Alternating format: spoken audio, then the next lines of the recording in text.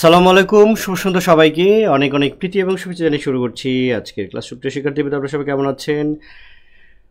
আমাকে দেখা যাচ্ছে কিনা, সাউন্ড ক্লিয়ার কিনা একটু কমেন্ট করে জানিয়ে দিন প্লিজ। সব কিছু ঠিক আছে কিনা? আমরা দ্রুত ক্লাস শুরু করছি এবং 1 ঘন্টার মধ্যে আমরা ক্লাস শেষ করে দেবো, অসুবিধা নেই। 11টার মধ্যেই আমাদের ক্লাসটা শুরু হয়ে যাচ্ছে। তো সুপ্রিয় শিক্ষার্থী, আপনারা সবাই কেমন আছেন? আমাকে দেখা যাচ্ছে কিনা একটু কমেন্ট করুন প্লিজ। আমাকে একটু কমেন্ট করেন।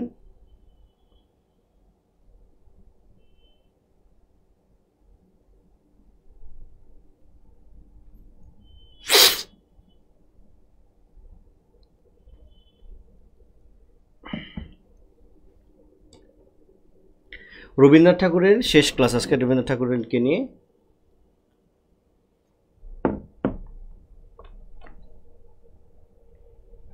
শেষ ক্লাস রবীন্দ্রনাথ ঠাকুরের নাটক এবং অন্যান্য রচনা যে থেকে আমাদের কি প্রশ্ন আসবে সেটা আমরা এখন আজকে আলোচনা করছি। ওকে, তো আপনারা কে কোথা থেকে দেখছেন, কে কোথা দেখছেন? একজন মাত্র জয়েন করেছি আমরা, আরও বেশি বেশি মানুষ জয়েন করি, দ্রুত জয়েন করি।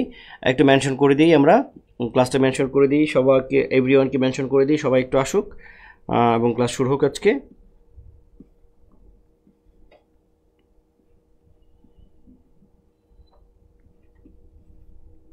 কে কোথা থেকে দেখছেন?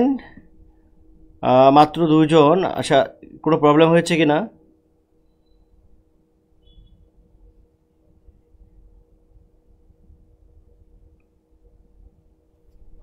আচ্ছা, কেউ জয়েন করছে না, কারণটা কি? ওই দিনের মতো প্রবলেম হয়েছে কি না?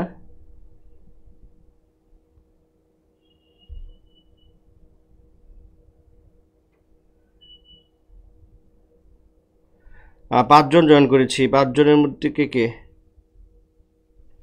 আপনারা একটু কমেন্ট করেন, যারা যারা দেখতে পাচ্ছেন একটু কমেন্ট করুন তো সবাই প্লিজ। আরিফুল ইসলাম, আসসালামু আলাইকুম। আচ্ছা, ঠিক আছে সম্ভবত। তাহলে আমি দেখতে পাচ্ছি যে অলরেডি একজন আরিফুল ইসলাম একজনই কমেন্ট করেছেন। আরিফুল ইসলাম কমেন্ট করেছেন। আমরা দেখি আর কি কমেন্ট করেছেন। স্নিগ্ধা হক, নো প্রবলেম স্যার, সব কিছু ঠিক আছে।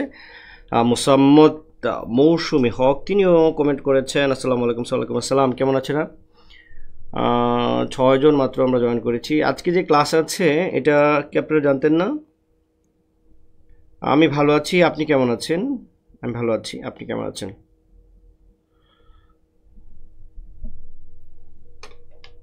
আপনি কেমন আছেন?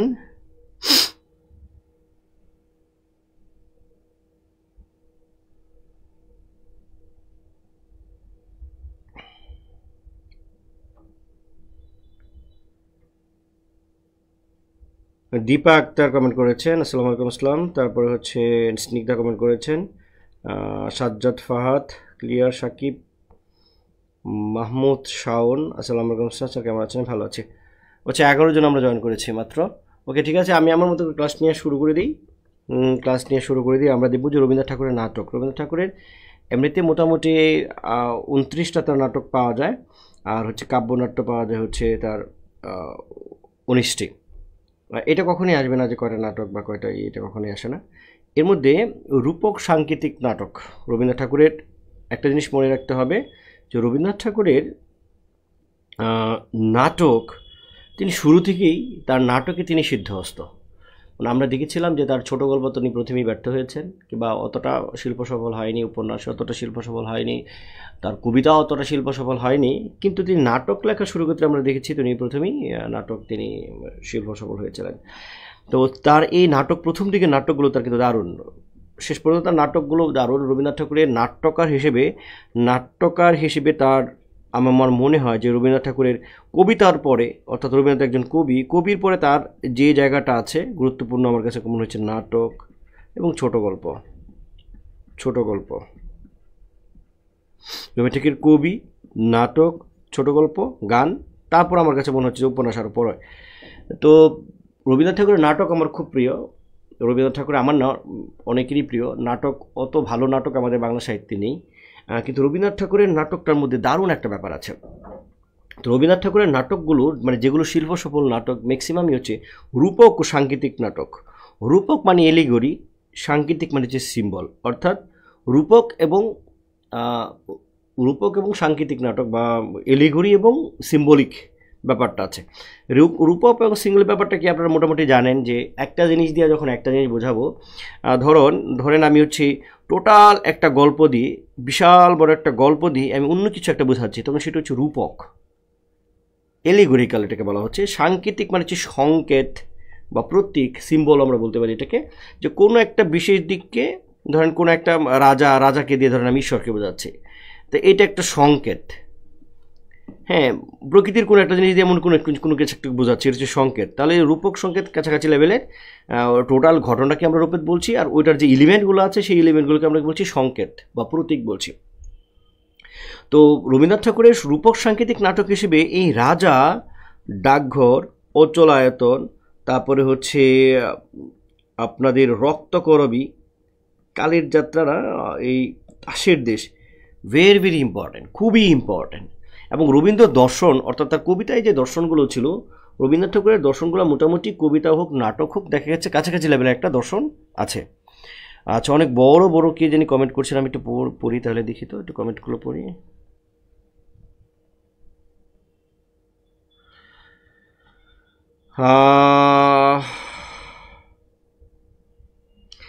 ইশাক ইমরান হোসেন স্যার, আমাদের দ্বিতীয় পরীক্ষাটা নেবেন? আচ্ছা, দ্বিতীয় পরীক্ষাটা মেনলি একটু দেরি হচ্ছে, যে অ্যাপের জন্য, অ্যাপ আসবে আসবে আসবে আসবে এরকম করে একটু দেরি হচ্ছে। তবে চিন্তার কিছু নেই, পরীক্ষাটা হবে, অসুবিধা নেই। বা অ্যাপ যদিও আসে, অ্যাপে আপনাদের টাকা দিয়ে পরীক্ষা দেওয়া লাগবে না, এই পরীক্ষাটা এই নেটে আপনারা দিতে পারবেন, অসুবিধা নেই, একটু অপেক্ষা করুন। ক্লাস একটু দেরিতে অ্যানাউন্স করা হয়েছে স্যার, আবার বৃষ্টি, অনেক জায়গায় কারেন্ট নেই, সেই জন্য হয়তো জয়েন করতে পারছে না। এটা হচ্ছে দীপা আক্তার বলেছেন। আসসালামু আলাইকুম স্যার। স্যার, ক্লাসগুলো কতদিন পর্যন্ত রেকর্ড থাকবে? ক্লাস লাইভগুলো অনেক করতে পারিনি শারীরিক অসুস্থতার কারণে। অসুবিধা নেই, এটা আমাদের অনেক দিন, প্রায় 1 বছর বা আরও বেশি হয়তো, 47 প্রিলি যাবে, লিখিত যাবে, তারপরেও থাকবে, অনেক দিন থাকবে, আপনি ইচ্ছা মতো করতে পারবেন, ইচ্ছা মতো করবে, মিনিমাম 2 বছরের মতো হয়তো থাকবে, বা আরও বেশিও থাকতে পারে, এমন হতে পারে সারা জীবনে থাকতে পারে, আই ডোন্ট নো, তবে থাকবে, অনেক দিন থাকবে, ডোন্ট ওয়ারি। আপনার 1 বছর পরেও ক্লাস দেখতে পারবেন, কোনো সমস্যা নেই। তামান্না বিথি খুব অ্যাক্টিভ। তামান্না বিথি, তিনি গত ক্লাসে খুব ছিলেন এবং করেছিলেন, অনেক উত্তর দিচ্ছিলেন। তামান্না বিথি, আসসালামু আলাইকুম। ওয়ালাইকুম আসসালাম। ওকে, আমরা ক্লাস শুরু করি। হ্যাঁ, তো আমরা নর্মালি রূপক সাংকেতিক নাটক যদি প্রসঙ্গ আসে, যে নিচের কোনটি রূপক সাংকেতিক নাটক, সেক্ষেত্রে আপনাদের অপশনে থাকতে পারে রক্তকরবী থাকতে পারে, তাসের দেশ থাকতে পারে, ডাকঘর থাকতে পারে, রাজা থাকতে পারে। মেনলি এই 4টা নাটক একটু বেশি গুরুত্বপূর্ণ। মুক্তধারা থাকতে পারে। অরূপরতনটা এটা রাজা নাটকের একটা ছোট্ট অংশ। হ্যাঁ, আবার গুরুটা এই অচলায়তনের একটা ছোট্ট অংশ, মানে এই দুইটা মৌলিক না। তো আমরা এই যে রাজা, ডাকঘর, মুক্তধারা, রক্তকরবী, কালের যাত্রা এবং তাসের দেশ, এগুলো হচ্ছে রূপক সাংকেতিক নাটক, অর্থাৎ একটা জিনিস দিয়ে আরেকটা জিনিস বোঝাচ্ছে। তাহলে একটা জিনিস দিয়ে আরেকটা জিনিস আসলে কী বোঝাচ্ছে? রবীন্দ্রনাথ ঠাকুরের কিছু দার্শনিক ব্যাপার আছে। সেই দার্শনিক ব্যাপারটা আমি আসলে কোথায় ফাঁকা আছে জায়গা, একটা পেজ ফাঁকা নেওয়ার দরকার ছিল। আচ্ছা, সেটা আমি নেই যে কেন। ওকে, ঠিক আছে, আমি না থাকলে এখান থেকে বোঝাচ্ছি। তো রবীন্দ্র দর্শনে এর কিছু ব্যাপার ছিল, আমরা একটু এখান থেকে বুঝি, তাহলে নাটকগুলো বুঝতে সুবিধা হবে। রবীন্দ্র দর্শনের একটা ব্যাপার ছিল রূপ এবং অরূপ। এটার একটা দ্বান্দ্বিক সম্পর্ক। জীবাত্মা এবং পরমাত্মা,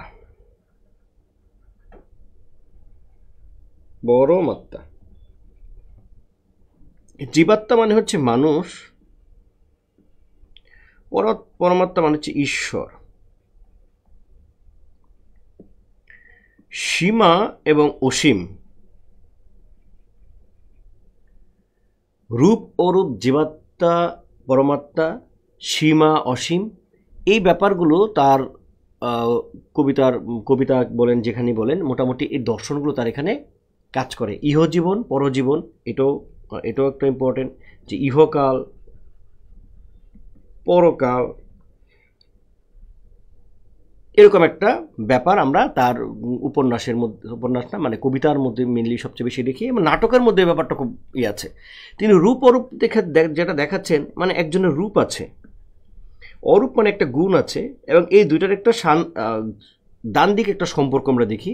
এবং দ্বান্দ্বিক সম্পর্ক দেখার পরে দেখা গেছে রবীন্দ্রনাথের পক্ষ অরূপের প্রতি, এবং প্রেমের ক্ষেত্রে তিনি দেখাচ্ছেন দেহগত প্রেম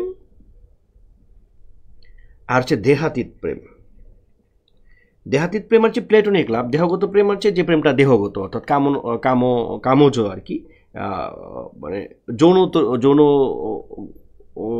যৌন জীবন নির্ভর যে প্রেম সেটা হচ্ছে দেহগত প্রেম, আর দেহাতীত প্রেম তো আশা করি আপনারা জানেন।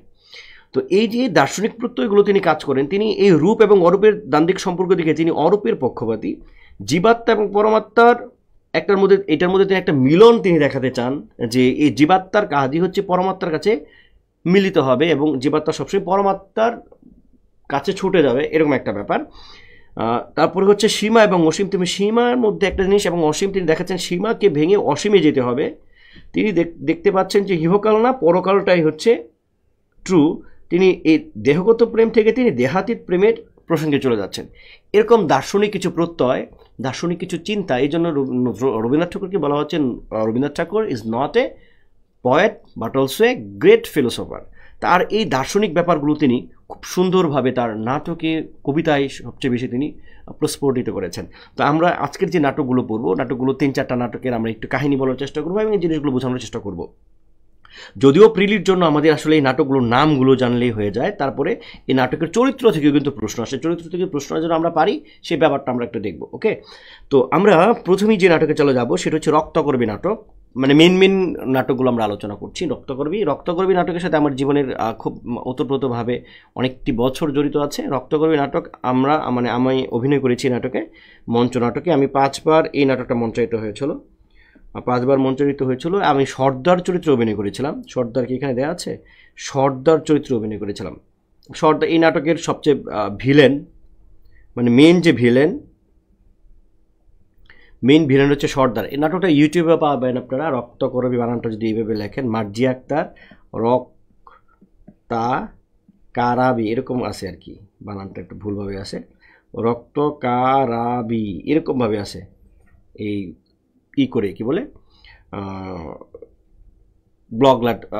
ব্লক লেটারে আছে, অর্থাৎ বড় হাতের, এটা কি বলে বড় হাতের ABCD দিয়ে লেখা আছে আর কি, এরকমভাবে আছে। মার্জিয়া আক্তার নামে একটা আমার ম্যাডাম মার্জিয়া আক্তার, ওনার আইডি থেকে এটা পোস্ট করা আছে, রক্তকরবী নাটক।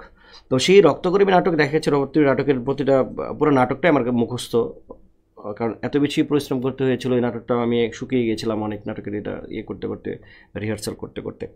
তো এই রক্তকরবী নাটকের দেখেন একটা জিনিস বলা আছে এখানে, যে এটার মধ্যে কৃষিজীবী সভ্যতা এবং যান্ত্রিক সভ্যতার একটা দ্বন্দ্ব দেখাচ্ছে। মানে পুঁজিবাদী যে ধনতান্ত্রিক যে সভ্যতা, তার সঙ্গে শ্রমজীবী মানুষ, বা এটাকে বলছে আকর্ষণজীবী এবং কর্ষণজীবী বলতে কৃষিজীবী, আকর্ষণজীবী বলতে বোঝানো হচ্ছে ওই ধনতান্ত্রিক যে সভ্যতা আছে। এই নাটকের যে আবেদন আরও 500 বছর পরেও কিন্তু টিকে থাকবে। 500 বছর পরে না, পৃথিবী যতদিন থাকবে ততদিন এই রক্তকরবী নাটকটা টিকে থাকবে। তো এই রক্তকরবী নাটকে দেখাচ্ছে যে একটা রাজা, সে জালের মধ্যে আটকা, সে বাইরে বের হবে না। কারণ এই রাজার যে সর্দার মানে প্রধান সেনাপতি, সে বলে যে রাজা তো একজন ভয়ঙ্কর প্রতিমূর্তি থাকবে, সে কেন বাইরে বের হবে।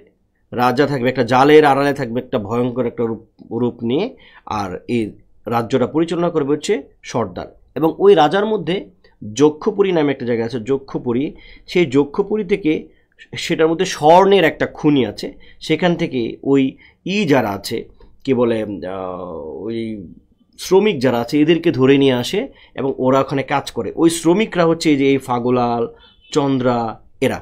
তো এরা হচ্ছে এই শ্রমিক, এদের কোনো নাম থাকে না। এদের একজনের নাম থাকে 47-এর ফ, 69-এর ও, এই বিশু এদের দলে। এটা একটা মানে বিশু একটু পাগল টাইপের লোক আর কি।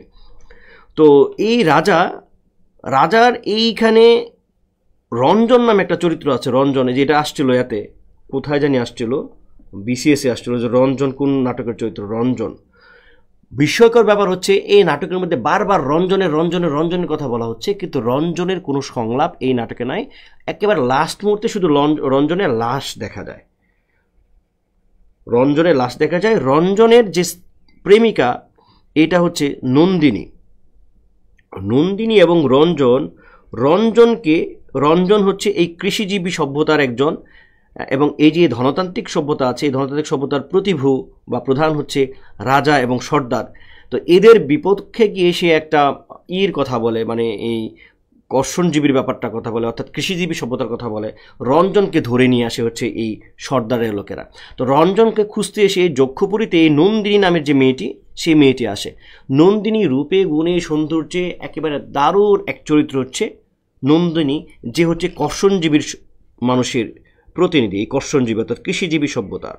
তো এই নন্দিনী তার এই পরিমাণ, তার পার্সোনালিটি এরকম চমৎকার একটা মেয়ে যে সে তার সাথে কথা বলে সে নন্দিনীর প্রেমে পড়ে যায়।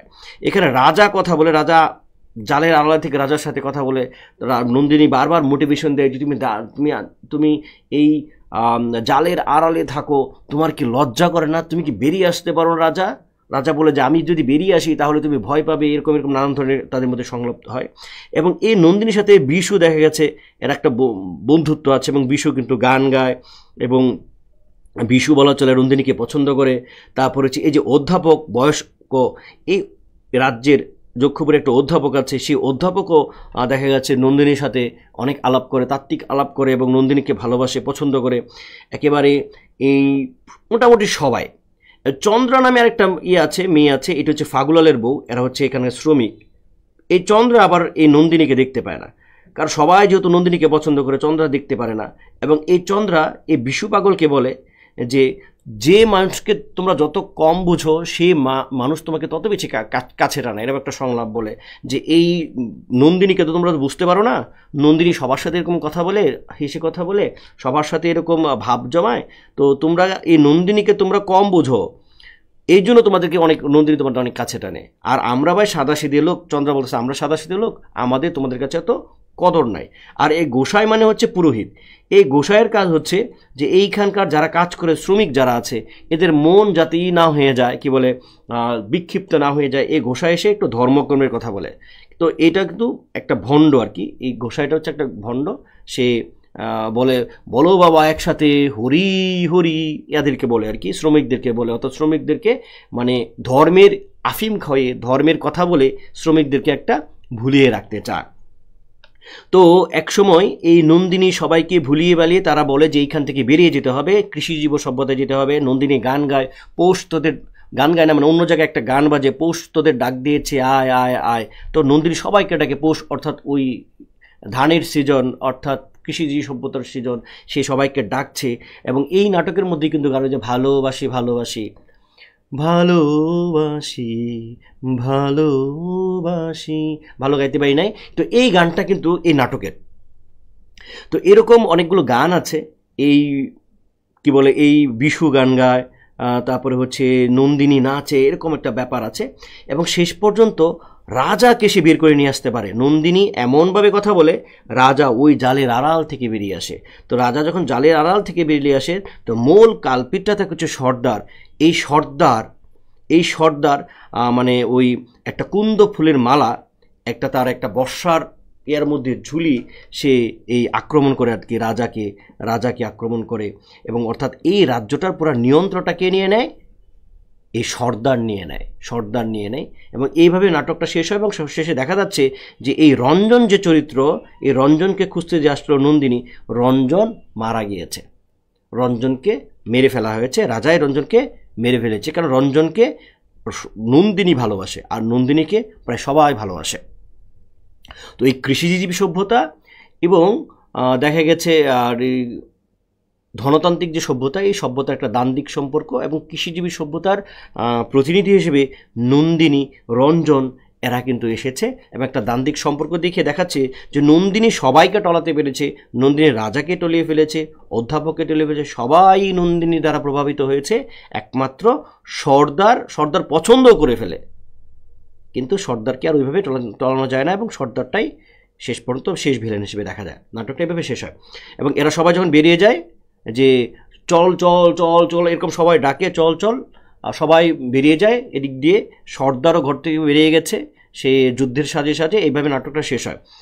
তো এই নাটকটার যে বিষয়, আরও 500 বছর, 200 বছর, 300 বছর পরেও দেখবেন যে কৃষিজীবী সভ্যতা এবং যে যান্ত্রিক সভ্যতা, এইটার যে একটা দান্দিক সম্পর্ক, রবীন্দ্রনাথ ঠাকুর তিনি এই কৃষিজীবী সভ্যতাটাকে তিনি আহ্বান করেছেন।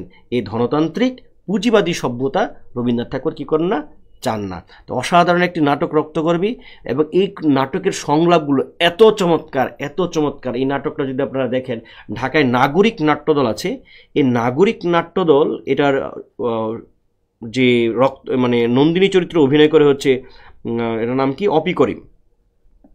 অপি করিম এটা নন্দিনী চরিত্রে অভিনয় করে, আর হচ্ছে বিশু চরিত্রে অভিনয় করে রাজীব দা, আর হচ্ছে সর্দার চরিত্রে অভিনয় করে হচ্ছে গাজী রাকায়াত, আর হচ্ছে রাজা চরিত্রে কি যে অভিনয় করে। তো এরকম খুব রিনাউন্ড যারা ছিলেন তারা এই রক্তকবি নাটকটা কিছুদিন পর পরে এটা অভিনীত হয় ওই নাটকপাড়া, অর্থাৎ এটাকে কি বলে, সেগুনবাগিচার দিকে। তো এই নাটকের আপনার নন্দিনী, রাজা, রঞ্জনটা আমি কেন যদি লিখলাম না, রঞ্জন চরিত্র আসছিল। হ্যাঁ, তো পরের নাটকটা হচ্ছে রাজা।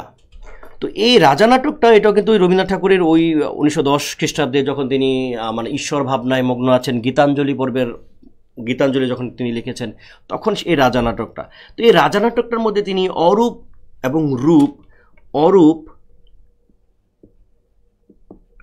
অরূপ এবং রূপ এটার একটা তান্ত্রিক সম্পর্ক দেখাচ্ছেন, এবং জীবাত্মা, আচ্ছা পরমাত্মা এবং জীবাত্মাকে লিখি, যেহেতু এটাই লিখেছি, জীবাত্মা, পরমাত্মা ও জীবাত্মা একটা ব্যাপার দেখাচ্ছে। পরমাত্মা মানে এখানে ঈশ্বর, জীবাত্মা মানে হচ্ছে মানুষ। এখানে পরমাত্মা বলতে ওই নাটকের যে রাজা এটাকে বোঝাচ্ছে, আর মানুষ বলতে বোঝাচ্ছে রাজার যে স্ত্রী ছিল, তার নাম হচ্ছে সুদর্শনা। টোটাল কাহিনীটা বলে আপনারা বুঝতে পারবেন।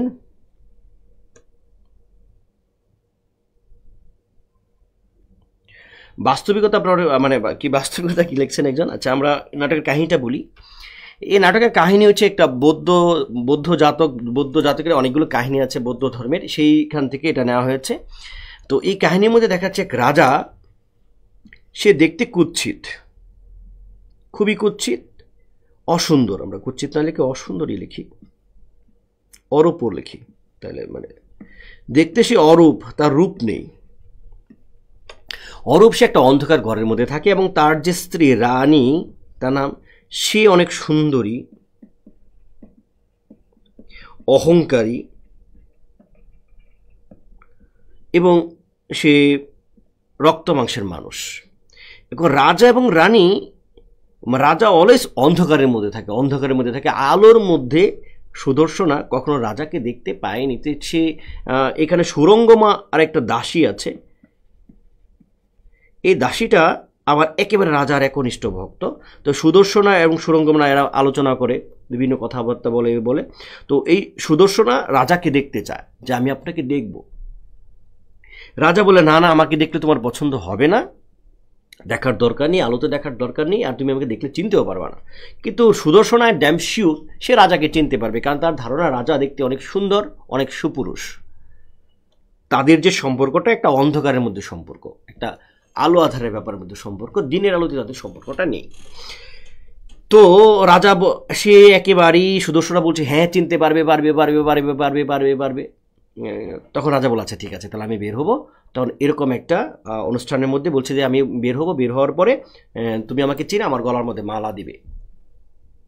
তো রাজা এরকম অনুষ্ঠানে সব রাজপুত্র, অন্য যারা আছে রাজাদেরকে যখন দাওয়াত করা হয়, সবাই যায় যখন বসে, তখন সুদর্শনা সে একটা কাঞ্চিরাজ, একটা ভুল অন্য রাজ্যের একটা কাঞ্চিরাজ না বলি, অন্য একটা রাজ্যের রাজার গলায় সে মালা পরিয়ে দেয়। তো মালা পরিয়ে দেওয়ার পরে তখন সে জানতে পারে, আরে এইটা তো তার রাজা না, তার রাজা ওই যে পাশে যে অসুন্দর যে লোকটা, এটা হচ্ছে সেই রাজা।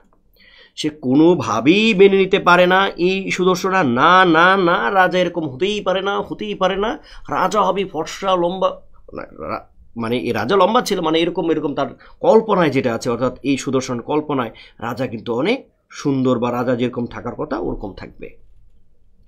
এখন সুদর্শনা সে চলে যাবে তার নিজের রাজ্যে, কান্নকুঞ্জ রাজ্যে সে চলে যাবে। তাই তার বাবা একজন রাজা, এই সুদর্শনা সে চলে যাবে। কিন্তু আমাদের যে রাজা, সেই রাজা কুশ রাজা, সে কোনো অবস্থাতেই কি করে না, আটকায় না। তখন এই সুদর্শনা বলে যে কি নিষ্ঠুর, কি নিষ্ঠুর, কেন তাকে আটকাচ্ছে না। অর্থাৎ মানে এই সুদর্শনা চায় রাজা যেন তাকে জোর করে বলে না যাওয়ার দরকার না, জোরকে আটকে রাখে, কিন্তু রাজা কোনো অবস্থাতেই আটকাবে না। সুদর্শনা তার এতে রাজ্যে চলে যায়। তখন তার বাবার যে রাজ্যটা আছে এটা আবার আরেক রাজা আক্রমণ করে। আক্রমণ করার পরে আমাদের যে মূল যে রাজা, সেই রাজা সে শোনার পরে সে যায় গিয়ে তার শ্বশুরকে উদ্ধার করে এবং তার স্ত্রীকে উদ্ধার করে। উদ্ধার করার পরে সে একটি কথাও তার স্ত্রী সুদর্শনার সাথে সে বলে না, না বলে সে চলে আসতে থাকে।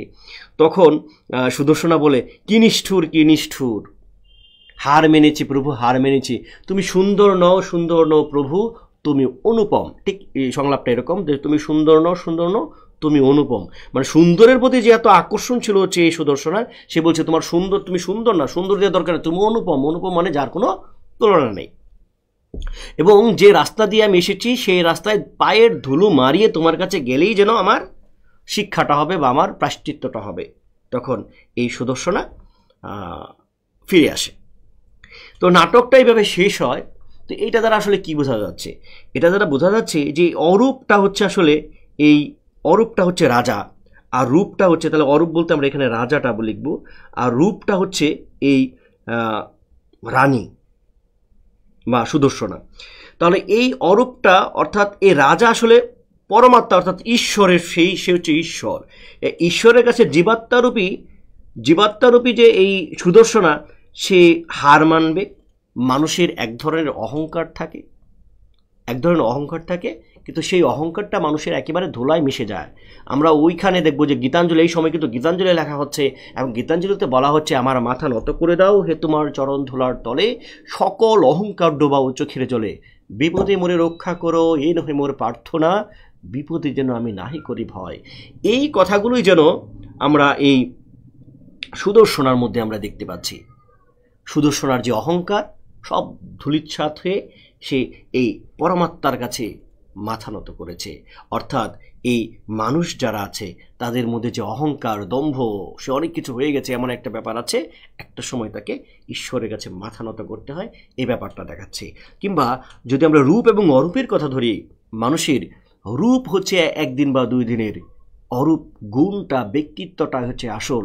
এবং এই অরূপের কাছে সবসময় রূপের যে পরাজয়, সেই ব্যাপারটা আমরা দেখতে পাচ্ছি যে রাজা সে হচ্ছে একজন অরূপের প্রতিনিধি, আর রূপের প্রতিনিধি হচ্ছে আমাদের রানী ছিল। কিন্তু সেই রানী সে অরূপের কাছে কি মেরেছে? হার মেনেছে এবং বলছে আমার সৌন্দর্য দরকার নাই, তুমি সুন্দর না, তুমি হচ্ছে অনুপম। অসাধারণ একটা নাটক, খুবই ভালো নাটক। আপনারা যদি রবীন্দ্র সাহিত্যের মজাটা অনুভব করতে চান, আপনারা অবশ্যই রক্তকর্মী নাটকটা পড়বেন, অবশ্যই আপনারা রাজা নাটকটা পড়বেন। দেখুন অসম্ভব মধুর এবং দারুণ আপনি স্বাদ পাচ্ছেন। এটার যে সংলাপগুলো, এটার যে সংলাপ থ্রিংগুলো, বিশেষ করে রক্তকর্মীর বা রাজার, অসাধারণ। ঠিক আছে, আশা করি আপনারা ব্যাপারটা বুঝতে পেরেছেন। ব্যাপারটা কি বুঝতে পেরেছেন? সুবর্ণকে মালা দেয়, হ্যাঁ এই যে সুবর্ণ লেখা আছে, সুবর্ণকে মালা দেয়, আর কাঞ্চি রাজের সাথে যুদ্ধ হয় আর কি, এই করে কাঞ্চি সুবর্ণকে মালা দিয়ে দেয়।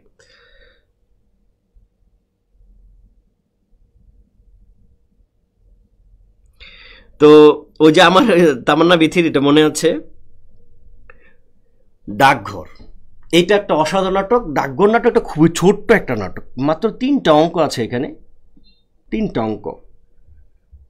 অঙ্কটা বলে, অঙ্ক মানে অধ্যায় আর কি, 3টা অধ্যায় আছে, 3টা অঙ্ক আছে নাটকের মধ্যে। এই নাটকটা এটাও একটা অসাধারণ একটা নাটক। এটার মধ্যেও ঈশ্বর, এটার মধ্যে আমরা দুইটা দেখব। এটার মধ্যে আছে হচ্ছে ধরেন জীবাত্মা, পরমাত্মা মানে হচ্ছে ঈশ্বর, জীবাত্মা মানে মানুষ। এইটা আমরা ধরবো সীমা, আর এটা হচ্ছে অসীম। এই দুইটা জিনিস আছে, সীমা এবং অসীম এর ব্যাপার আছে।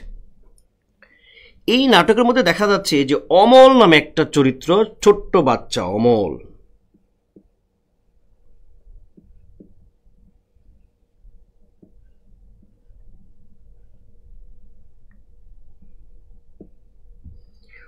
নামের একটা ছোট্ট বাচ্চা,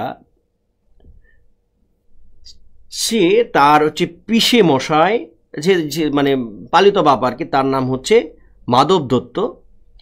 তো এই অমলের নাকি অসুখ, কি অসুখ নাটকে এটা বলা হয় না, যেমন গভীর অসুখ, এবং শরতের আলো বাতাস এই রোগের জন্য, বাচ্চাদের জন্য খুব খারাপ। এই জন্য এই অমলকে একটা ঘরের মধ্যে বন্দি করে রাখা হয়, এবং সে ছোট্ট একটা জানালা দিয়ে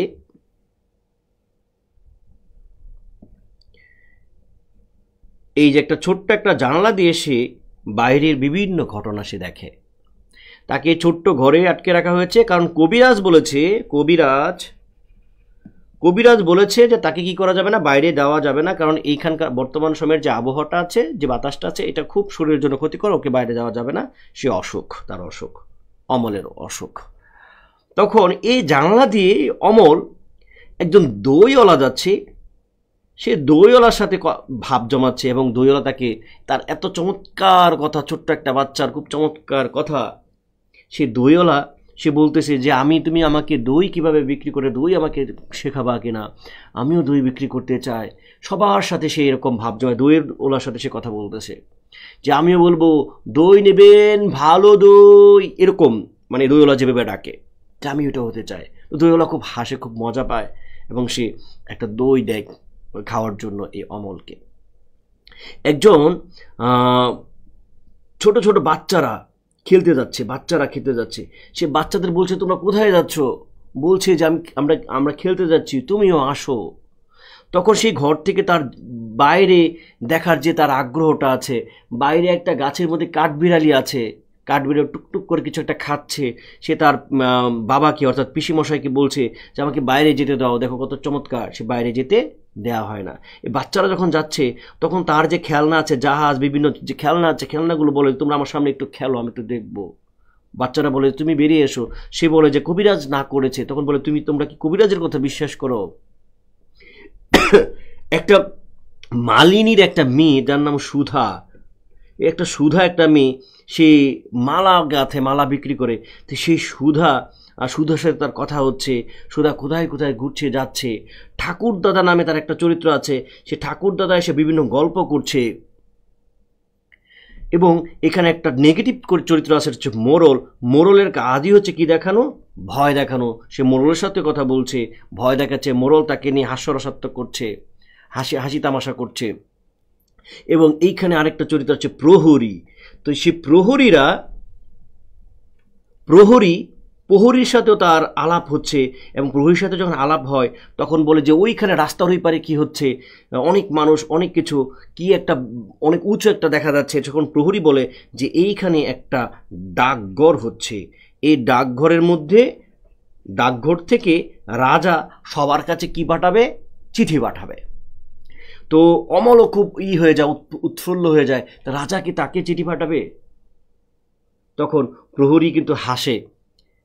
হ্যাঁ, তো এই প্রহরীও কিন্তু এই চমৎকার ছোট্ট অমলের কথায় অনেক বেশি মুগ্ধ হয়ে যায়, এবং অমল প্রহরীকে অনুরোধ করে যে রাজার যে ডাকঘর করা আছে তাদেরকে তুমি একটা অনুরোধ করো যেন আমাকেও রাজার একটা চিঠি আমাকে পৌঁছে দেয়। তো এইভাবে দেখা গেল যে একটা সময় এই যে কবিরাজ এসা বলে যে অমলের অবস্থা খুব খারাপ হচ্ছে, কারণ এই জানালার যে বাতাস, এই বাতাসটা খারাপ করছে, তাকে আবার এমন একটা বদ্ধ করে নিতে হবে যেখানে এই বাতাসটাও যেন না লাগে। তখন তাকে অন্য একটা ঘরে নেওয়া হয়। এই মুহূর্তে, এই সময়ে আমি ছোট্ট করে বলতেছি, বিভিন্ন ঘাত প্রতিঘাতে দেখা গেছে যে একটা এই রাজার যে প্রহরী বা বিভিন্ন সৈন্য সামন্ত যারা আছে এরা এসে খবর দেয় যে এই অমল হচ্ছে রাজার ছোট্ট বন্ধু, অমলকে রাজা দেখতে আসবে। এবং ওদের সাথে আরেকজন কবিরাজ আসে, রাজকবিরাজ এসে বলে যে সব দরজা জানালা খুলে দাও, সব দরজা জানালা খুলে দেয়। এবং তাকে বলা হয় যে রাতে প্রস্তুতি নিয়ে রাখার জন্য এই মাধব দত্তকে, যে রাজা তার ছোট্ট বন্ধুকে অর্থাৎ অমলকে দেখতে আসবে। অমল মহা খুশি, এবং মাধব দত্ত বলছে যে আচ্ছা রাজা যদি তোমাকে দেখতেই আসে তাহলে আমাদের কি কি দরকার, অর্থাৎ রাজার কাছে জন্য এটা সেটা চায় আর কি, তাদের অবস্থা যেহেতু অনেক খারাপ। অমল বলছে অসুবিধা নাই, তার মনে আছে সে বলবে, কোনো অসুবিধা নেই। তখন ওই যে রাজকবিরাজ তাকে শুয়ে পড়ে তার মানে কি বলে অমলের খুব ঘুম আসে, ঘুমের মধ্যে সে আসলে ঘুমিয়ে যায়। তো এই ঘুমানোর মধ্য দিয়ে আমরা বুঝতে পারি যে আসলে অমলের মৃত্যু হয়েছে। এইখানকার যে রাজা, এই রাজাটা আসলে কোনো রাজা না, এই রাজা হচ্ছে স্বয়ং ঈশ্বর। এই রাজা হচ্ছে ঈশ্বর। রাজার যে হরকরা যারা আছে, এই রাজার যে হরকরা এরা হচ্ছে ঈশ্বরের প্রতিনিধি। কারণ রাজার হরকরার নাম হচ্ছে এরকম ঋতুর নামে রাজার হরকরা। তো এই রাজার হরকরা এসে যখন খবর দিবে, তখন কিন্তু একটা মানুষের মানে রাজার চিঠি, ঈশ্বরের চিঠি যখন একজন মানুষের কাছে আসবে, তখন ওই মানুষটা কিন্তু ঈশ্বরের কাছে চলে যাবে। তো এমন একটা চিন্তা থেকে খুব ছোট্ট একটা নাটক, অসাধারণ একটা নাটক, আপনারা চাইলে খুব সুন্দর নাটক, এটা আপনারা পড়তে পারেন এবং আপনাদের খুব ভালো লাগবে। এবং এটার মধ্যে দেখাচ্ছে যে দুইটা দর্শন এখানে আমরা দেখতে পাই। একটা দর্শন হচ্ছে যে মানুষ কিন্তু মরণশীল, মানুষ মারা যাবে। তো এই মানুষ যে মারা যাবে, মানুষ এই সীমাবদ্ধ জীবনের মধ্যে মানুষ যেন না থাকে। মানুষের প্রকৃতি, ফুল ফল, যে ঠাকুরদাদার সাথে যখন তার কথা হচ্ছে, ঠাকুরদাদা বলছে সেই এতে গিয়েছিল, পাহাড়ের পাশে গিয়েছিল, বিভিন্ন গল্প করছে, অর্থাৎ মানুষকে পাহাড়, সমুদ্র, ফুল, পাখি, এবং ঠাকুরদাদা বলছে যে ওখানে প্রচুর পাখি আছে। তো এই ফুল ফল পাখি সমস্ত কিছু মানুষকে দেখতে হবে, এবং মানুষের যখন সময় হবে, চিঠি আসবে মানুষের, তখন সে কিন্তু তার ঈশ্বরের কাছে পৌঁছে যাবে। তাহলে এই সীমাকে ভেঙে মানুষের অসীমের পথে বিশ্ব প্রকৃতির সন্তান হতে হবে, সব কিছু উপভোগ করতে হবে। তাহলে এখানে এই সীমা এবং অসীমের যে ব্যাপারটা, এটা দেখাচ্ছে। আপনাদের যখন আমি কবিতা পড়িয়েছিলাম, দুই পাখি নামে কবিতা আছে, একটা হচ্ছে খাঁচার পাখি আর একটা হচ্ছে বনের পাখি। খাঁচা ভেঙে বনের পাখির কাছে কী করতে হবে, দুই পাখির মিলনের একটা প্রয়াসের কথা বলা হয়েছিল। তো এখানে আমরা দেখি এই সীমাটাকে ভেঙে অসীমে যেতে হবে। এবং এইখানে আমরা দেখব যে অমল সে আসলে একটা জীবাত্মা, সাধারণ মানুষ, আর পরমাত্মা মানে হচ্ছে রাজা। রাজার যখন চিঠি আসে, তখন এই পরমাত্মা রাজার কাছে পৌঁছাবে, এবং সকল মানুষের কাছে কিন্তু রাজা বা ঈশ্বরের প্রতিনিধি আসবে, ঈশ্বরের চিঠি আসবে, ঈশ্বরের ডাক আসবে। তো রবীন্দ্রনাথ ঠাকুর এইগুলো যখন লিখছেন, তখন কিন্তু তিনি তার গীতাঞ্জলি লেখা হয়ে গেছে। ওই দর্শনের সময় তিনি ব্যবহার করে লিখছেন। নাটকটা অনেক সুন্দর, আপনারা চাইলে পড়তে পারেন। তো নাটকটা যেহেতু আমি গল্পগুলো বলতেছি, মানে মূল যে থিম বা মূল যে বিষয়, এটার হয়তো কোনো তারতম্য নেই। হয়তো কোনো ছোট্ট হয়তো কোনো একটা চরিত্র বা এগুলো বাদ পড়তে পারে, কিন্তু ওইগুলো মূল নাটকের অতটা আপনার ক্ষতি করছে না। ওকে, আমরা তাহলে পরে দেখি তাসের দেশ। তাসের দেশ একটা খুবই নাটক। রাজপুত্র আর হচ্ছে সওদাগর পুত্র, তাদের একটা অভিযান নিয়ে নাটকটা লেখা। তা অচলায়তন, এটাও কিন্তু এর একটা ক্ষুদ্র ভার্সন। তারপর হচ্ছে ফাল্গুনী মুক্তধারা, আপনারা পড়বেন। তারপর হচ্ছে সারোৎসব পড়বেন, রথে সারথি পড়বেন, নৃত্যনাট্য কোনটা, চিত্রাঙ্গদা, এটা খুব ইম্পর্টেন্ট যে কোনটি তার নৃত্যনাট্য, নটির পূজা, চণ্ডালিকা এবং শ্যামা, এটা একটা নৃত্যনাট্য। কোনটা নৃত্যনাট্য, এটা পড়বেন। কাব্যনাট্য অর্থাৎ কবিতার আকারে নাটক, প্রকৃতির প্রতিশোধ, মায়ার খেলা, বিদায় অভিশাপ পড়বেন, আমি আর কিছু বলছি না। তারপর হচ্ছে গীতিনাট্য হচ্ছে তার বসন্ত, এটা হচ্ছে নজরুলকে উৎসর্গ করা হয়েছিল, এই কথাটা হচ্ছে ইম্পর্টেন্ট। এছাড়া হচ্ছে কাল মৃগয়া, এটা একটা ইম্পর্টেন্ট। প্রহসনের মধ্যে তার আছে বৈকুণ্ঠের খাতা এবং চিরকুমার সভা। ওটা আমরা যখন কবিতার কথা বলেছিলাম, যে উপন্যাস যখন পড়েছিলাম যে প্রজাপতির নির্বন্ধ, এখানে কিছু যুবক তারা প্রতিজ্ঞা করে যে তারা আসলে চিরকুমার থাকবে, বিয়ে করবে না, কিন্তু তাদের এটা কি বলে প্রতিজ্ঞাটা তারা ভঙ্গ করে। এটা একটা হাস্যরসাত্মক ব্যাপার একটা দেখায়। গোড়ায়গুলো হাস্য কৌতুক। অন্যান্য নাটকের মধ্যে হচ্ছে বিসর্জন, ভেরি ভেরি ইম্পর্টেন্ট একটা নাটক, অনেক ইম্পর্টেন্ট নাটক। এইখানকার চরিত্রগুলো আপনারা জানতে হবে। এইখানকার এটা ওই আপনার একটা উপন্যাসের সাথে মিল আছে। তো এইখানকার চরিত্রগুলো আছে। এই নাটক সম্পর্কে আরও কিছু লেখা নাই, আর কিছু লেখা নাই আছে, ওকে ঠিক আছে। তো এইটার কাহিনীটা আমরা একটু বলবো, যে ত্রিপুরার রাজা গোবিন্দমাণিক্য, ত্রিপুরার রাজা, ত্রিপুরা মানে কুমিল্লার কাছে যে ত্রিপুরা রাজ্য আছে, ত্রিপুরা রাজা গোবিন্দমাণিক্য। গোবিন্দমাণিক্যের বউ হচ্ছে গুণবতী, গুণবতীতে মূর্ধন্য গুণবতী, এটা রানী। তা আমরা রাজা রানী বললে আমার কাছে মনে হয় বেশি মানে দ্রুত বলতে পারবো আর কি, গোবিন্দমাণিক্য নামটা যেহেতু কঠিন। তারপর হচ্ছে রঘুপতি, সে হচ্ছে পুরোহিত, রাজপুরোহিত।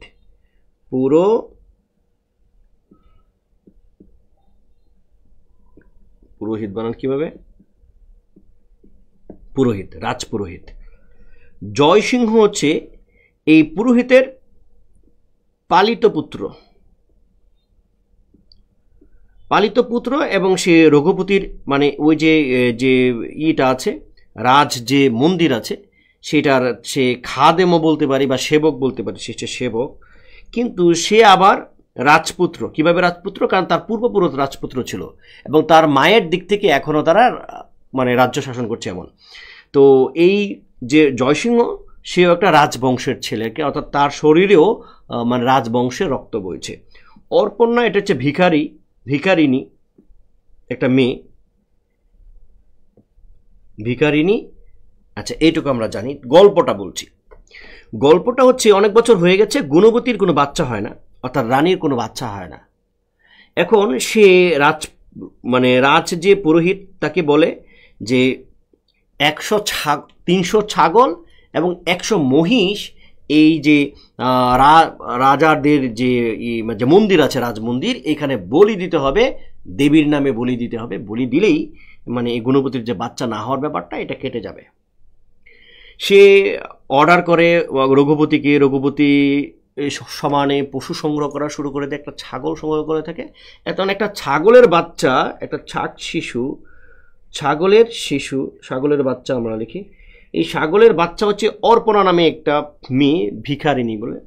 তো এই ভিখারিনী অর্পণার একটা ছাগলের বাচ্চা ধরে নিয়ে এসে এই মন্দিরে ওটাকেও বলি দেওয়া হয় এবং সিঁড়ি বেয়ে বেয়ে রক্ত টপ টপ করে পড়তে থাকে। অর্পণা খুঁজতে খুঁজতে এসে দেখে তার ছাগলের বাচ্চাটাকে কি দেওয়া হয়েছে, বলি দেওয়া হয়েছে। তখন সে কান্নাকাটি করে বলে যে তার এই ছাগলের বাচ্চাটা আসলে তার সন্তান তুল্য, এটা সে কেন এটাকে বলি দেওয়া হলো। তার এই অর্পণার অবস্থা দেখে এই যে জয়সিংহ, তার হৃদয়ে খুব লাগে। জয়সিংহ খুব মানে মানবিক গুণাবলী সম্পন্ন একজন ছেলে, একজন যুবক হচ্ছে জয়সিংহ। আর রঘুপতি যে সে হিন্দু ধর্মের যে আচার, বলি প্রথা, আচার, এই ব্যাপারটাকে সে যে কোনো মূল্যে সেটাকে ধরে রাখতে চায়। গোবিন্দমাণিক্য খুবই পজিটিভ একটা ক্যারেক্টার। গোবিন্দমাণিক্যের একটা ভাই আছে হচ্ছে নক্ষত্র রায়। এটা এখানে কেন দিলাম না, নক্ষত্র রায়। তো এই যখন অর্পণা যখন খুব কান্নাকাটি করে বিচার দেয়, তখন গোবিন্দমাণিক্য ব্যাপারটা বোঝে যে সমানে নিরীহ, মানে ধর্মের নাম করে নিরীহ এইসব যে পশু আছে এদেরকে বলি দেওয়া হচ্ছে, এটা খুব ঠিক হচ্ছে না। এবং গোবিন্দমাণিক্য এই রঘুনাথকে বলে যে পূজা করা যাবে, কিন্তু পূজার নামে বলি দেওয়া এখন থেকে নিষিদ্ধ হয়ে গেল। কিন্তু রঘুপতি এটাকে কোনোভাবে মেনে নেয় না। রঘুপতি মনে করে তাকে অপমান করা হয়েছে এবং সে এই গুণবতীকে বলে, গুণবতী বারবার বলে যে পূজা যেন করা হয়, বলি যেন দেওয়া হয়। তখন এই গুণবতী রঘুপতির সাথে মিলে, অর্থাৎ এই রানী রঘুপতির সাথে মিলে, রানী মনে করে যে তাকে মূল্যায়ন করা হচ্ছে না, কোনো কিছু করা হচ্ছে না, সে এই বলি প্রথা এবং পূজা যেন করা যায় এমন নির্দেশনা রঘুপতিকে দেয়া হয়। আর এইদিকে যে অর্পণা আছে, অর্পণা বারবার শুধু জয়সিংহকে ডাকে, খুঁজে বারবার আসে এবং জয়সিংহকে বলে যে তুমি এখান থেকে বেরিয়ে এসো। মানে এইখানকার মানে এই মন্দিরে যে বলি দেওয়ার প্রথা বা এই মানে দেবীর প্রতি মাথা নত করা, এই ব্যাপারগুলো অর্পণা খালি বারবার ডাকে, মানে জীবনে বাস্তবতায় ফিরে আসার জন্য। এখন রঘুপতি সে এক ষড়যন্ত্রে লিপ্ত হয়। সে এই যে নক্ষত্র রায় আছে, নক্ষত্র রায়কে বলে যে দেবী স্বপ্নে দেখাইছে যে আপনি রাজা হবেন, এবং দেবী এই রাজরক্ত চাচ্ছে। অর্থাৎ নক্ষত্র রায়কে উস্কে দেয় যেন গোবিন্দমাণিক্যকে আক্রমণ করে এবং ওই গোবিন্দমাণিক্যের রক্ত যদি দেবীর পায়ে দেওয়া হয় তাহলে এখানে দেবী, মানে বলতেছে যে দেবী এখান থেকে চলে গেছে, অর্থাৎ এই যে মন্দির থেকে দেবী চলে গেছে, তাহলে দেবী আসবে। রাজরক্তের প্রয়োজন। আমি ছোট করে কাহিনীটা বলে অনেক দেরি হয়ে যাচ্ছে, ছোট করে কাহিনী বলছি। তো রাজরক্তটা তার প্রয়োজন। ওইদিকে আবার গোবিন্দমাণিক্য ওই যে মন্ত্রী আছে, মানে সেনাপতিদেরকে চেঞ্জ করে, তারপরে হচ্ছে মোগল আক্রমণ করবে, এরকম বিভিন্ন ঘটনা আছে। এগুলো আমাদের মূল ব্যাপার না, আমরা মূল ব্যাপারটাতে চলে যাচ্ছি। তো মূল ব্যাপারটা হচ্ছে যে এই রঘুপতি তার যে ছেলে জয়সিংহ, যাকে সে ছোটোবেলা থেকে বড় করেছে এবং তার সাথেই এই জয়সিংহ থাকে, জয়সিংহরে দিয়ে সে করায়, কি বলে, প্রতিজ্ঞা করায় সেই জয়সিংহ যেন এই রাজরক্ত এনে দেয়। বারবার ইমোশনালি হিট করে, মানে রাজপুরোহিত হয়ে সে জয়সিংহের সাথে কথা বলে না, সে একজন বাবা হিসেবে জয়সিংহের সাথে কথা বলে এবং জয়সিংহরে দেওয়া প্রতিজ্ঞা করায় যে সে যেন রাজরক্ত নিয়ে আসে। এবং এই যে নক্ষত্ররায় এবং গোবিন্দমাণিক্যর যে এই যে ষড়যন্ত্রের বিষয়টা, এটা গোবিন্দমাণিক্য জেনে যাওয়ার পরে সে নক্ষত্ররায়কে এসে বলে যে আমি কিন্তু তোমাকে ছোটোবেলা থেকে অনেক কোলে পেটে মানুষ করেছি অনেক কিছু, যখন ইমোশনাল ব্ল্যাকমেল করে তখন এই নক্ষত্ররায় আবার করে কি বলে ভুল বুঝতে পারে এবং তার ভাইয়ের কাছে ক্ষমা চায়। কিন্তু এইখানে আবার গোবিন্দমাণিক্য একটা পালক বাচ্চা নেয়, তার নাম হচ্ছে ধ্রুব। পালক বাচ্চা ধ্রুব নেয়। তো এই ধ্রুব এখন এই যে গুণপতি এবং নক্ষত্ররায় তারা এটা বুঝতে পারে যে রাজার মৃত্যুর পরে আসলে এটা নক্ষত্ররায় রাজা হতে পারবে না, সম্ভবত ধ্রুবকে রাজা করবে। কেন ধ্রুবকে রাজা করবে? বলতেছে একদিন আমি ধ্রুবর মাথার মধ্যে দেখেছি রাজমুকুট খেলার চলে পৌঁছায়, মানে পরাইয়া দিছিল হচ্ছে গোবিন্দমাণিক্য। তো এই ক্ষেত্রে এখন কি করতে হবে? ধ্রুবকে হত্যা করতে হবে, ওই দেবীর পায়ের কাছে ধ্রুবকে বলি দিতে হবে। তো রাতের অন্ধকারে এই রঘুপতি গুণবতী নক্ষত্ররা এই ধ্রুবকে নিয়ে যায় মারার জন্য। ছোট্ট বাচ্চা ঘুমিয়ে আছে ধ্রুব। যখনই এটাকে বলি দেবে ধ্রুবকে, তখন গোবিন্দমাণিক্য সেখানে উপস্থিত হয়ে এই রঘুপতি এবং তার যে নক্ষত্র রায় আছে সেটাকে সে বন্দি করে এবং 8 বছরের নির্বাসন দেয়। কিন্তু রঘুপতি বলে যে ঠিক আছে, তাহলে আমাকে আর 2 দিন সময় দিন, শ্রাবণের শেষ প্রহর আমার দরকার। কারণ রঘুপতি বলে যে শ্রাবণের শেষ প্রহরে এই যদি এই দেবীর পায়ে যদি রাজরক্ত দেয়া যায় তাহলে এই দেবী আবারও ফিরে আসবে। এবং সে দেবীর মাথা উল্টো দিকে ঘুরে রাখে এবং সে বারবার মিথ্যা কথা বলে রঘুপতি, যে বলে যে দেবী চলে গেছে, দেবী রাগ করে মাথা অন্যদিকে ঘুরে রেখেছে এবং পুরো প্রজাদের যারা আছে সবাইদেরকে মোটামুটি খেপিয়ে তোলে এমন একটা অবস্থা। তো রঘুপতি আবারও তার ওই জয়সিংহকে সে মোটিভেটেড করে যেন ওয়াদা করায় সে যেন রাজরক্ত নিয়ে আসে। এবং রঘুপতির সাথে জয়সিংহর সাথে অর্পণা বারবার আসে, বারবার তাকে ডাকে। অর্পণা হচ্ছে বাস্তব জীবনের একজন মানুষ, মানবিকতা আছে, অর্থাৎ এই অর্পণা হচ্ছে যেন একটা মায়ের প্রতিনিধি, সেই মানুষের প্রতিনিধি। তো এই অর্পণা বারবার জয়সিংহকে ডাকে, জয়সিংহ যেতে ইচ্ছা করে, কিন্তু আবার এখানে রঘুপতির টানে সে বা রঘুপতি দূর করে এই অর্পণাকে তাড়িয়ে দেয়, বারবার তাড়িয়ে দেয় রঘুপতি, এই অর্পণাকে তাড়িয়ে দেয়। তো জয়সিংহ সে বেরিয়ে যায়, সে রাজরক্ত নিয়ে আসবে। তো সে রাজরক্ত ছাড়াই এসে ওই যে দেবী আছে, দেবীর পায়ে গিয়ে সে নিজেই নিজের বুকের মধ্যে ছুরি ঢোকায়, কারণ তার শরীরও রাজরক্ত বইছে, কারণ সে অদা করেছিল রাজরক্ত নিয়ে আসবে। আবার অর্পণা ওই যে দেবীর যে মুখ ফিরিয়ে রাখছিল উল্টা দিকে, অর্পণা এসে দেবীর মুখটা সামনে ফিরিয়ে দিলে সবাই আবার অনেক খুশি হয়ে যায়।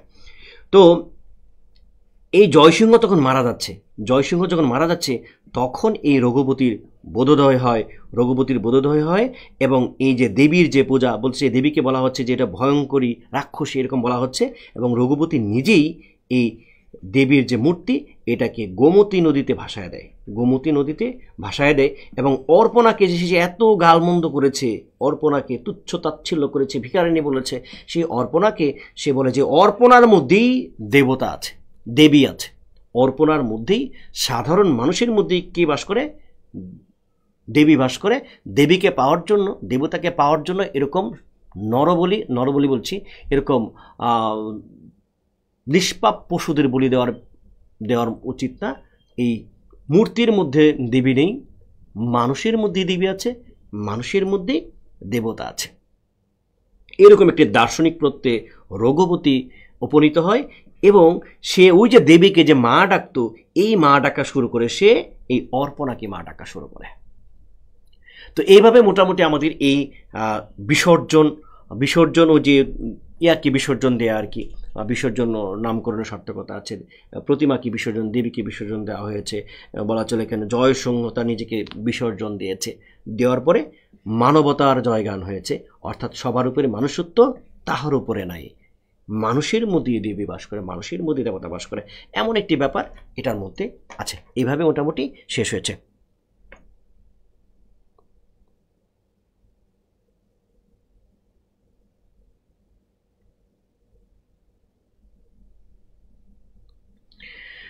আমাদের উপসহকারী কৃষি কর্মকর্তা নন ক্যাডার প্রিলি এক্সাম কবে হতে পারে, এটা তো আসলে জানি না।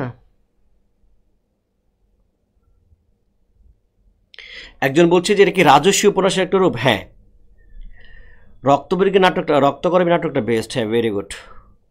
হরকরা কি? হরকরা মানে হচ্ছে মানে পিয়ন আর কি, ডাক হরকরা, যে ডাক নিয়ে যায়। ওই যে আপনার নগদ দেখেন না, নগদের যে অ্যাড, হাতের মধ্যে হারিকেন আর এক হচ্ছে আরেক হাতে হচ্ছে লাঠি, একটা দৌড় মারে এরকম, এটাকে বলা ডাক হরকরা, যে ই ই পৌঁছা দেয় আর কি, খবর পৌঁছা দেয়, পিয়ন বলতে পারি আমরা এটাকে। হ্যাঁ, তো এইভাবে নাটকটা মোটামুটি আমাদের শেষ হয়েছে।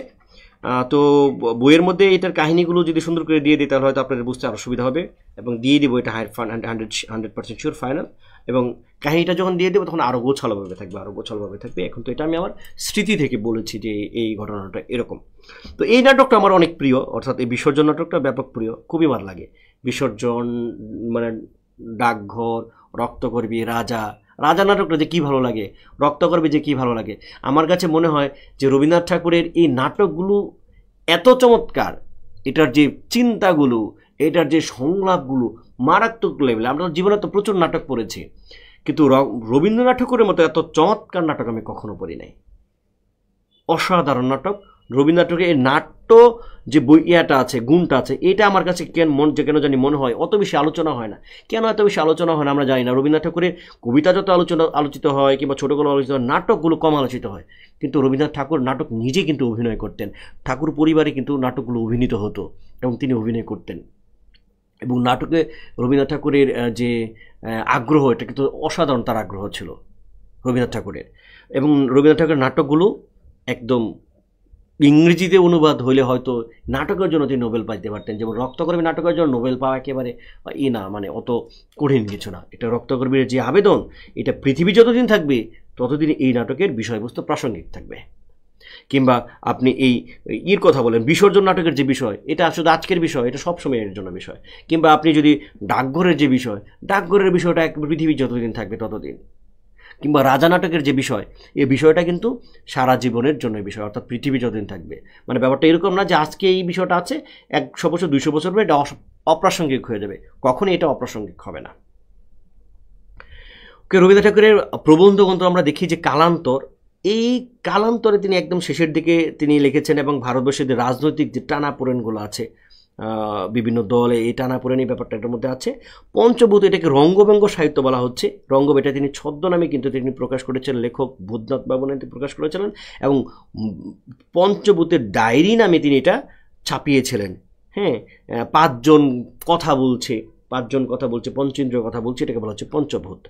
আর তারপর অন্য বিবিধ প্রবন্ধ। আচ্ছা, এটা হয়তো পঞ্চভূতটা ইম্পর্টেন্ট, কালান্তরটা ইম্পর্টেন্ট, মানুষের ধর্মটা এটা হচ্ছে ইম্পর্টেন্ট, সভ্যতার সংকট মারাত্মক লেভেলের ইম্পর্টেন্ট একটা জিনিস। রবীন্দ্রনাথ ঠাকুর একেবারে ছোটোবেলা থেকেই তিনি ইংরেজদেরকে বন্ধু মনে করতেন, এবং ইংরেজ সভ্যতা, সাহিত্য, রুচিবোধ, এগুলোর প্রতি তিনি ব্যাপক আস্থাশীল ছিলেন। রবীন্দ্রনাথ ঠাকুর মনে করতেন যে ইংরেজদের ছোঁয়াই যেন আমরা কী হব, শিক্ষিত হব, ইংরেজদের ছোঁয়ায় আমাদের সভ্যতার একটা ছোঁয়া লাগবে সংস্কৃতিতে, ইংরেজদের মানে পজিটিভ ব্যাপারগুলোকে তিনি দিতেন, যে ইংরেজদের কারণে আমরা ইংরেজি শিক্ষা শিক্ষিত হয়েছি, বিজ্ঞান শিখেছি, নানান কিছু। অর্থাৎ ইংরেজের প্রতি তার এক ধরনের মোহ ছিল, এক ধরনের আকর্ষণ ছিল, যে ইংরেজরা তাকে অনেকটা মুগ্ধ করেছিল। রবীন্দ্রনাথ ঠাকুর মৃত্যুর আগে তিনি বুঝতে পারলেন যে না, দ্বিতীয় বিশ্বযুদ্ধ চলছে, এই ইংরেজরা এরা যে শোষক, এরা যে এদের সভ্যতা দ্বারা আমরা বাঙালিরা, ভারতবাসীরা, এদের সভ্যতায় না, ভারতীয় সভ্যতায়, ভারতীয় নিজস্ব ধ্যান ধারণায়, দর্শনে, ভারতীয় জাতীয়তাবাদের, অর্থাৎ তাদের নিজস্ব, ভারতের যা কিছু নিজস্ব আছে, এইটাকে প্রাধান্য দিয়ে ভারত জাতি হিসেবে মানে মাথা তুলে তারা যেন দাঁড়ায়, এমন একটি চিন্তা আসছে। এবং রবীন্দ্রনাথ ঠাকুরের মোহভঙ্গ হয়েছে। এই যে ইংরেজদের আসল রূপ তিনি প্রত্যক্ষ করেছেন, এবং ইংরেজদের এই যে ঔপনিবেশিক মানসিকতা, ইংরেজদেরকে প্যাঁচ লাগানোর মানসিকতা, এই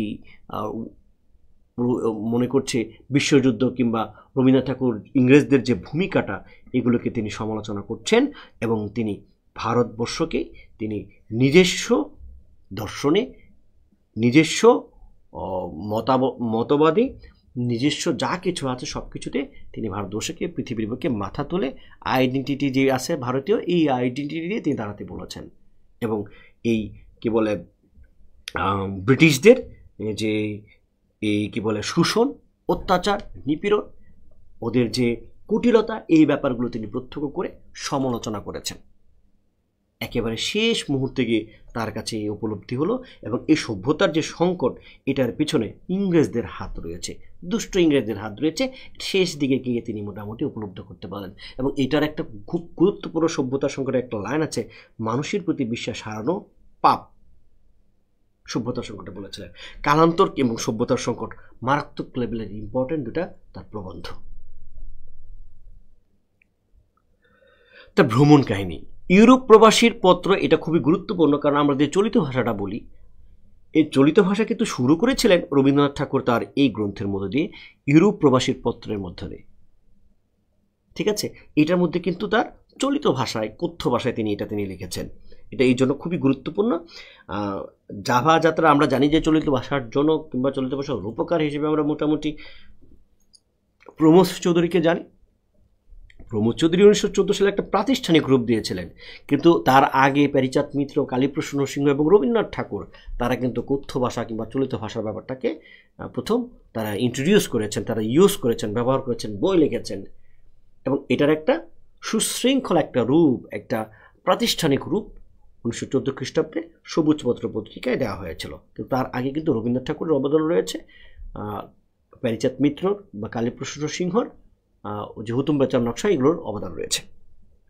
রাশিয়ার চিঠি তার অনেক ইম্পর্টেন্ট। রাশিয়ার তিনি ভ্রমণ করেছিলেন, জাপান যাত্রী, জাপানে তিনি ভ্রমণ করেছেন, সমস্ত জায়গায় ইন্দোনেশিয়া ভ্রমণ করেছেন, পুরো ভ্রমণের পার্শ্ব তিনি ভ্রমণ করেছেন, যেখানে তিনি ভ্রমণ করেছেন সেখানে তিনি এই বইগুলো তিনি লিখেছেন। রবীন্দ্রনাথ ঠাকুরের আত্মজীবনী এবং চিঠিপত্র, জীবন স্মৃতি। রবীন্দ্রনাথ ঠাকুরের ওই যে অমল চরিত্র আমরা বলেছি না, যে জানালা দিয়ে তিনি বিশ্বটাকে দেখছেন, রবীন্দ্রনাথ ঠাকুরের ছোট্টবেলা এরকম ছিল। তিনি বাড়ির যে ভৃত্য যারা আছে, চাকর যারা আছে, ভৃত্য বা চাকর, এদের কাছে বড় হয়ে উঠেছে রবীন্দ্রনাথ ঠাকুর। তারা ভাই বোন এত বেশি, এই যে রবীন্দ্রনাথ ঠাকুরকে দেখবে বা বড় করবে, কুলে নেবে, বরঞ্চ ভৃত্য এবং চাকরদের কাছে বড় হয়েছে। ভৃত্য এবং চাকর এদের শাসনে তিনি বড় হয়ে উঠেছেন এবং তিনি একেবারে এই জানালা দিয়ে তিনি প্রকৃতিগুলো দেখতেন। তো ওই ব্যাপারটা তিনি তার ওই ডাকঘর নাটকের যে অমল চরিত্রের মধ্যে তিনি প্রকাশ করেছেন, যে অমল চরিত্র। যদিও ছোটবেলা দেখা যাচ্ছে জীবন স্মৃতির মধ্যে তিনি তার বাবার সাথে হিমালয় ভ্রমণ করেছেন এবং হিমালয় ভ্রমণ করার পরে নতুন কিছু তিনি দেখেছেন। 25 বছর বয়স পর্যন্ত তার এই জীবনের যে স্মৃতি, ছোট ছোট এরকম দিয়ে কি বলে শিরোনাম দিয়ে তিনি এইগুলো লিখছেন, কি বলে এই জীবন স্মৃতি লিখছেন। জীবন স্মৃতি নিয়ে আমার একটা লেখা আছে, একটা আর্টিকেল আছে, এটা কয়েকটা পত্রিকায় প্রকাশিত হয়েছিল।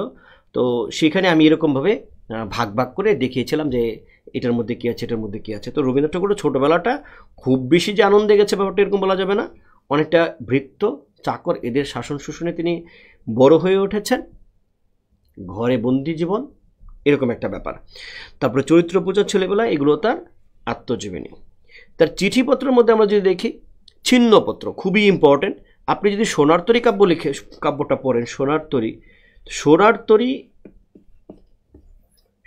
প্রকাশিত হয়েছে 1894 সালে। সোনার তরী কাব্য বুঝতে চাইলে ছিন্নপত্র পড়তে হবে। ছিন্নপত্রের পত্রগুলো লেখা হচ্ছে তার ভাতিজি ইন্দিরা দেবী চৌধুরানী, বলা হচ্ছে 153টা পত্রের মধ্যে তিনি 45টা পত্রে তার ভাতিজিকে লিখেছেন। তার ভাতিজির জন্ম ছিল 1873 খ্রিস্টাব্দে। তো রবীন্দ্রনাথের জন্ম হচ্ছে 1861। তো রবীন্দ্রনাথ ঠাকুর 12 বছরের বড়, ইন্দিরা দেবীর চাইতে 12 বছরের বড়। ইন্দিরা দেবীর যে বাবা রবীন্দ্রনাথ ঠাকুরের বড় ভাই, তার নাম হচ্ছে সত্যেন্দ্রনাথ ঠাকুর। তো সত্যেন্দ্রনাথ ঠাকুরের মেয়ে হচ্ছে ইন্দিরা দেবী, যে পড়াশোনায় ব্যাপক বিখ্যাত, সঙ্গীত, অভিনয় সব কিছু। রবীন্দ্রনাথ ঠাকুরের নাটকগুলোতে অভিনয় করতেন হচ্ছে এই ইন্দিরা দেবী অভিনয় করতেন। তো সেই ইন্দিরা দেবী মারাত্মকভাবে তার চাচা রবীন্দ্রনাথ ঠাকুরের প্রতি আসক্তি ছিল, আসক্তি মানে হচ্ছে নেগেটিভ অর্থে না, পজিটিভ অর্থে। কারণ রবীন্দ্রনাথ ঠাকুর এত বড় একজন সাহিত্যিক, এত সুপুরুষ, তার এত এত গুণ, আর ইন্দিরা দেবী তার চাচার প্রতি আসক্তি থাকবে, এটাই স্বাভাবিক। রবীন্দ্রনাথ ঠাকুর নিজে বৃদ্ধ বয়স হয়ে গেলেও তিনি তরুণদের প্রতি তার এক ধরনের আকর্ষণ ছিল, তরুণদের প্রতি তিনি মূল্যায়ন করতেন, তাদের সাহচর্য পেতে চাইতেন।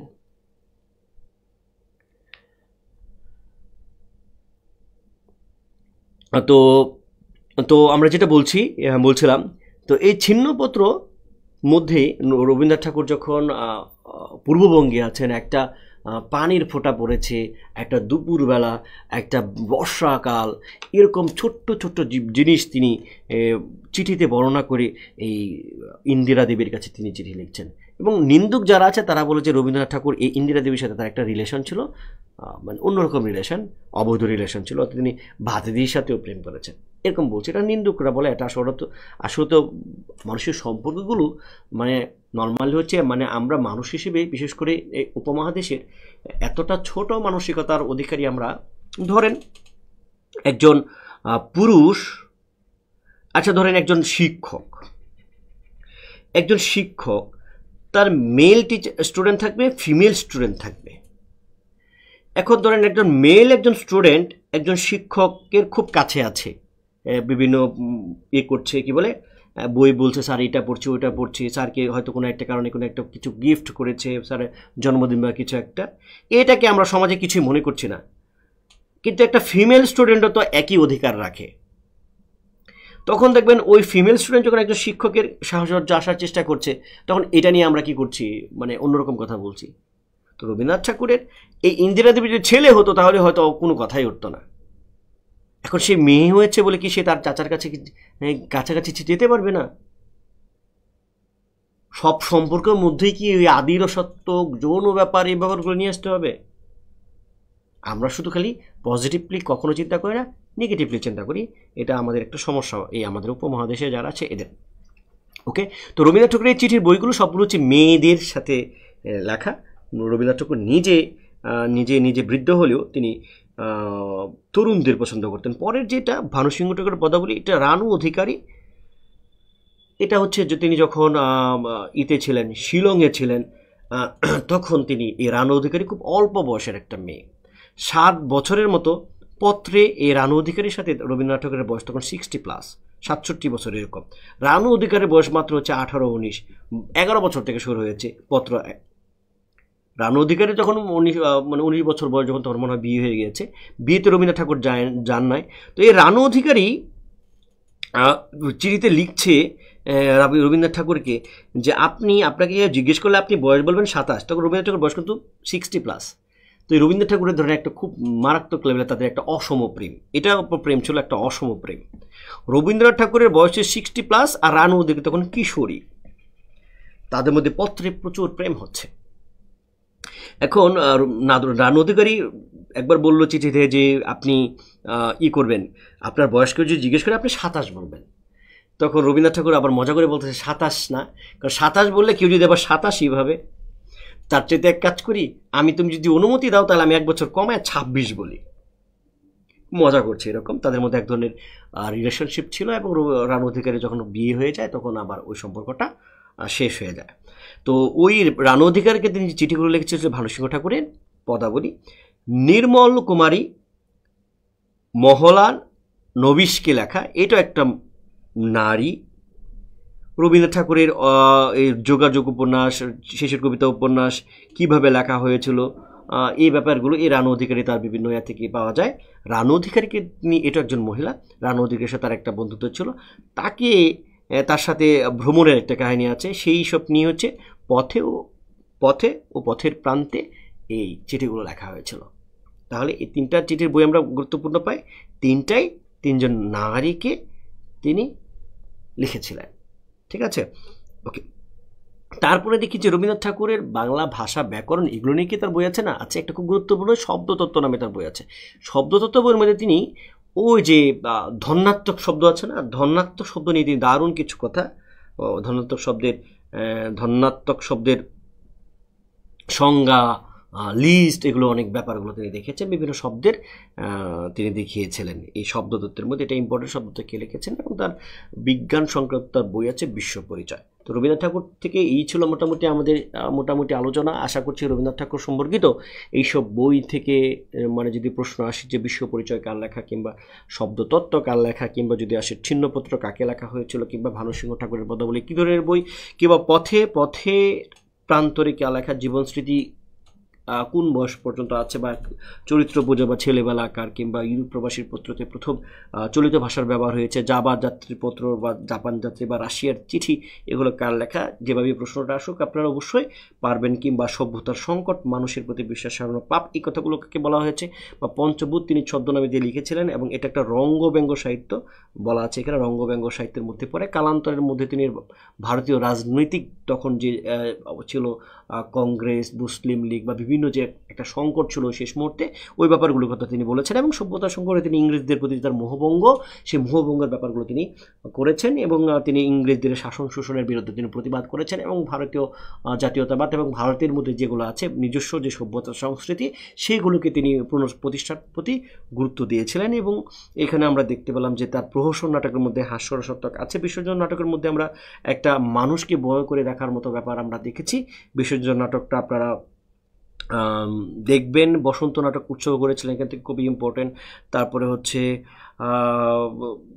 তার নৃত্যনাট্য কোনটা, এই ব্যাপারটা আসতে পারে, কাব্যনাট্য আসতে পারে। এইভাবে মোটামুটি আমাদের চরিত্রগুলো আসতে পারে, যে কোন নাটকের চরিত্র কেমন, যেমন অমর চরিত্র কী, এরকমভাবে আসতে পারে। কিংবা সুধা চরিত্র কোন নাটকের এইভাবে আসতে পারে।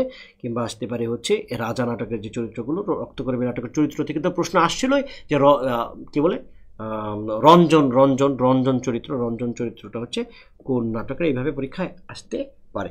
এই ছিল মোটামুটি আমাদের আজকের ক্লাস। আশা করছি আপনারা মোটামুটি বুঝতে পেরেছেন, এবং রবীন্দ্রনাথ ঠাকুর থেকে এই অংশগুলো থেকে যদি প্রশ্ন আসে আপনারা উত্তর করতে পারবেন বলে আমার বিশ্বাস। আর সবাইকে অসংখ্য ধন্যবাদ জানাচ্ছি যে আপনারা এতক্ষণ ধৈর্য ধরে ক্লাস করেছেন, এবং আপনারা শেখার পথে আছেন, এবং আপনারা পরীক্ষার হলে এই বিষয়গুলো থেকে যে প্রশ্নগুলো আসবে আপনারা উত্তর করতে পারবেন বলে আমার বিশ্বাস। এবং আমাদের বই যখন আসবে তখন এখানে আরেকটু বিস্তারিত আমি লিখে দেবো, কাহিনীগুলো যেগুলো আমি মুখে বলেছি সেগুলোর টামগুলো ঠিকঠাক করে বইয়ের মধ্যে থাকবে, এবং বইটা আমরা নভেম্বরের মধ্যে নিয়ে আসবো। আপনাদের অস্থির হওয়ার কোনো কারণ নেই। এই ছিল মোটামুটি আমার কথাবার্তা। আপনাদের যদি কোনো জিজ্ঞাসা থাকে, কোনো কিছু বলা থাকে বলতে পারেন। ক্লাস আমরা এখনই শেষ করব। শেখ ইমরান হোসেন বলেছেন রবি ঠাকুরকে নিয়ে আলহামদুলিল্লাহ খুব ভালো মোটামুটি আলোচনা আমাদের হয়েছে। রবীন্দ্র ঠাকুরের এর বাইরে কি আর প্রশ্ন আসবে, এর বাইরে হয়তো এমন কিছু প্রশ্ন আসবে যে প্রশ্নটাও যদি মানে হয়তো আমরা যদি না পারি তাহলে দেখবেন কেউ পাচ্ছে না। মানে আমরা যে রবীন্দ্র ঠাকুর সম্পর্কে যেটুকু স্টাডি করেছি, যেটুকু শিখেছি, এর বাইরে যদি কোনো প্রশ্ন আসে তা মনে রাখবেন না আমরা পারছি না মানে অন্যরাও পারবে না, কারণ বাইরে আসলে কঠিন কিছু আসবে। ঠিক আছে। বিথি কি বলছে, না স্যার মেয়েদের সব কিছু পাপ, মানে বুঝি নাই।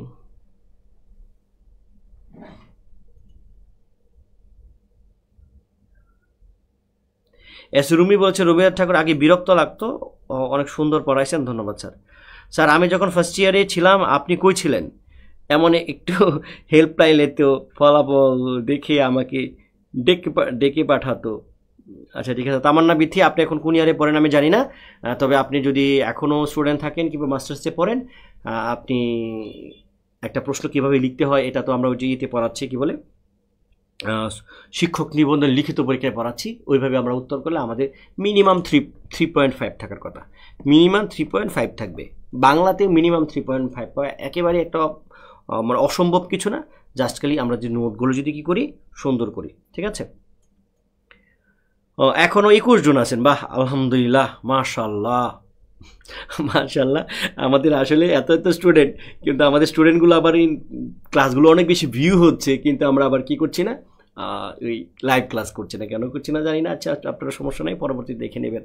ভালো থাকবেন, সুস্থ থাকবেন, আপনাদের প্রতি আমার অসম্ভব ভালোবাসা আছে। আজকের মতো ক্লাস শেষ করব, সবাইকে ধন্যবাদ জানাচ্ছি, বাই বাই, টাটা।